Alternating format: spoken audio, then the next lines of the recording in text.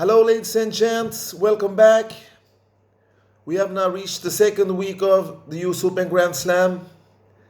A week full of drama, excitement, upsets, you name it. We have seen almost everything that's possible except audience. But as a major event, and this event, like I predicted in my preview, is the Grand Slam that is more open, the Grand Slam that is harder to predict. My winner, Novak Djokovic, lost in the previous round against Pablo Carreno Busta. He defaulted himself. He beat himself. And I think that nobody could have beaten him in that shape that he was, but it was tragic circumstances, and rules are rules. So Djokovic is out, and that leaves room for a bunch of other dudes, eight dudes that have the chance to live their career first Grand Slam. We have Dominic Thiem, we have Medvedev, who are the hardest guys to beat now in this draw, but they are on the same section, the bottom half of the draw, so they will probably meet each other in the semifinals if they advance through the quarterfinals. And we have seen major upsets. We saw Stefanos Tsitsipas, the golden boy of tennis, the guy that I hyped. He lost to Borna Coric, another guy that I have talked about in the videos before. I hyped him after I saw him lose the next gen final against Zhang. I think it was in 2017 or something like that. But he has not taken that step forward that I expected. He was injured, of course. He has a playing style that is very similar to Novak, but without weapons. So Borna have been very unfortunate. He has actually beaten Roger Federer twice in Shanghai and at Halle. So we know what he's capable of.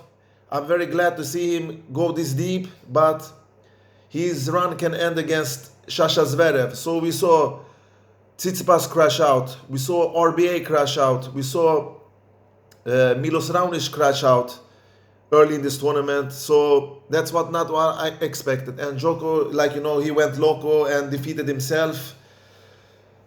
So this Grand Slam is the most unpredictable of the other Grand Slams, in my opinion, because we know AO and French Open and Wimbledon. We have two names in Wimbledon. We have mainly Rafa at French Open, and Australian Open has been Novak's most winning Grand Slam so far, 8 titles there. So I'm surprised. I'm not that surprised that many of these play crashed out except Novak Djokovic, because in my preview I had Novak in the quarter, I had Tsitsipas in the quarter, I had RBA in a semi-final. My pick for the winner was Novak Djokovic, but I predicted that both Zverev and Shapovalov would advance through to the quarters, mainly to their easy draw. So this tournament's journeyman is without a doubt Pospisil, De Minaur, Shapovalov, Coric. We have a bunch of dudes they have the golden opportunity now that none of the big three are here. Both Thiem and Medvedev have their chances also. These 8 dudes that are left, none of them have won Grand Slams before, so this will be a very open draw in my opinion, because in the bottom of the draw, if Thiem and Medvedev advance, one of them is going to take out each other in the semi-final, and that leave room in the upper section for a real upset, because we have Sasha left, we have Coric left, we have PCB left, we have Shapovalov left, and in the bottom half we have Rublev, we have De Minaur, and we have Medvedev, and we have Thiem. So those guys are left, the 8-1 last standing. We will see what's gonna happen. I'm very excited because I didn't want the big three to lose like this because Rafa is injured. No, he's waiting for French, of course. Roger is injured and Novak defaulted himself. But hey, the tournament's got to continue. All right, so let's dig into these quarterfinals. I'm gonna start with the first match, and that's between Sasha Zverev and Borna Coric. They have met 4 times before. Coric is up 3-1. He beat him here, Sasha here at US Open, I think it was 2 or 3 years ago, in a convincing way when he was still hyped. And Sasha, how has he played in this tournament? He hasn't had a very easy draw. He played Anderson, Nakashima, he played Manarino, and then he won against Davidovic Fokina in the last round. So his draw is very easy. But usually he drops a set here and there, but in this tournament has been rock solid. He has served well, his serve percentages are high. He has done everything that I expected from him with this draw.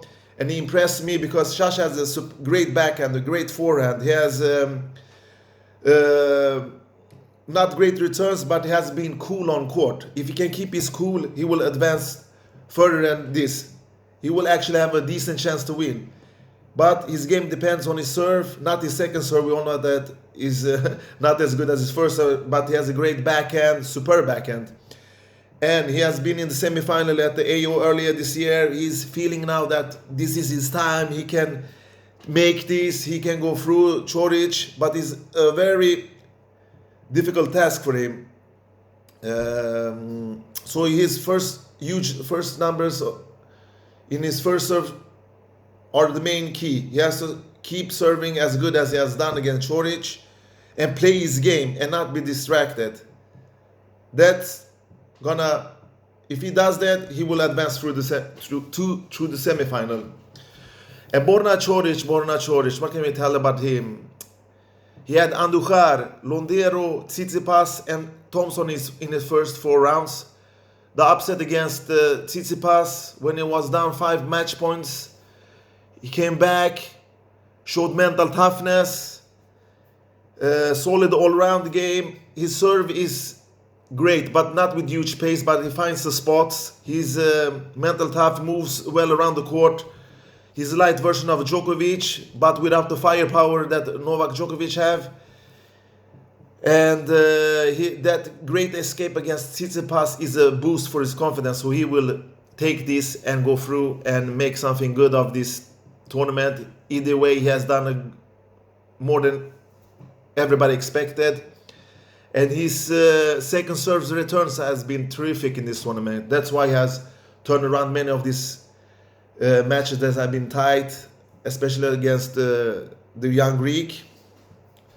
So this is an exciting match, but I think that Zverev will advance 3-1 in sets and book a ticket in the semi-final. And who will meet there? Is it Shapovalov or PCB? 2 inconsistent players, 2 players that you can expect everything and nothing from, because PCP, he has a great movement, has a superb forehand, he has a okay serve. He has been a great returner since he started in this ATP tour, but he has been so inconsistent. But due to this lucky draw, he's here. He won against Ushiyama, he won against Kruger, and then Berankis, and then Djokovic defaulted himself. He would have been in the quarterfinals if Novak Djokovic didn't give that Christmas gift to him. And he has returned also superbly in this tournament. So this matchup is very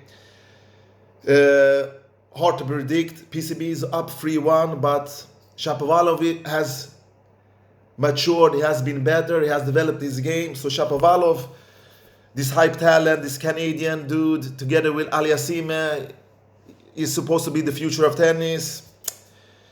But lack to this inconsistency, his bad returns, he can disappear from matches, and he makes a lot of unforced errors. But he has a huge forehand, a huge backhand, a great serve, a solid serve. But he has the game. But like I told you, it's those weaknesses that have put him a couple of steps back. And now he has this golden opportunity because his draw was also lucky. He met Korda, Soon, Fritz, and then he took out Goffin, and that was an power demonstration, because Goffin is much better than Shapovalov normally. So that was good. That's a good sign. All right, so I will think that Shapovalov advance. It can go either way. It will be a tight match, but he will advance. Zverev in one of the semis. And in the bottom half of the section, we have the two greatest players, Medvedev against his fellow Russian teammate, Rublev. They have met 3 times. Medvedev has won all of these meetings in a convincing way without any effort, to be honest. So Medvedev, this ball machine from Russia, this solid, he's hard to hit through. He's like a wall, the Russian wall. He has movement, mental toughness, a great first and second serve, an okay return. That is good enough right now. Unorthodox playing style, but it's hard to hit through him. And if he meets a player like Rublev that doesn't possess these huge weapons, because Rublev, he always loses to these consistent players when it goes into long rallies.